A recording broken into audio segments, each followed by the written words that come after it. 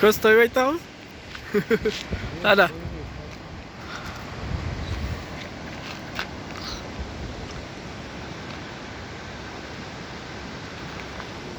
Mana bunday joylarga borib tarsa.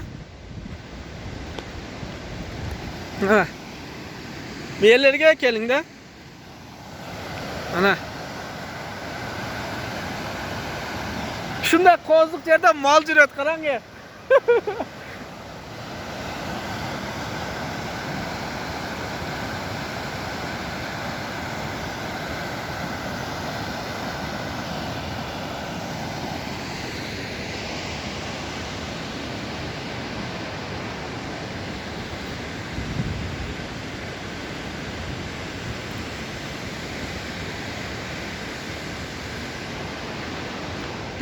Tartib ketish kerak a. Tartib keting, videoga tushirib olin. Bunday qilib haydab ketamiz. Ketdik. Haydang. Siz torting. Qo'zliqqa.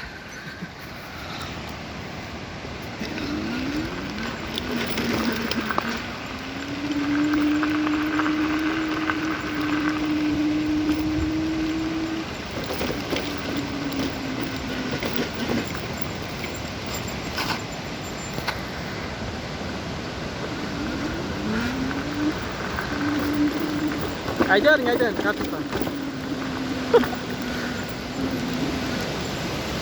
Sana. Qarang-a.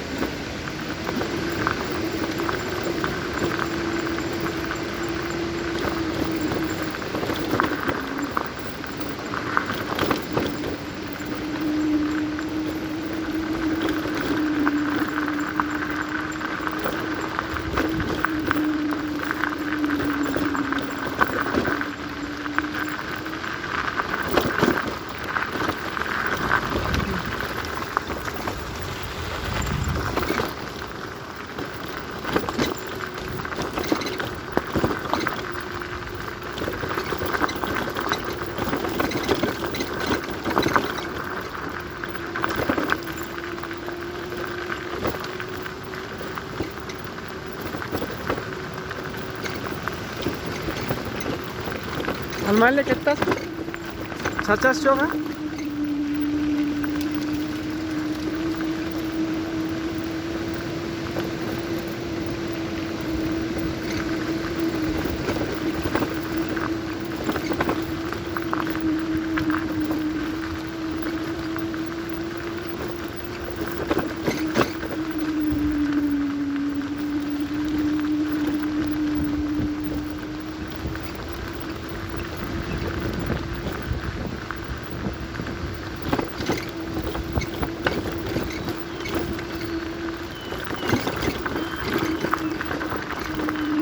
O'qitas bir narsani?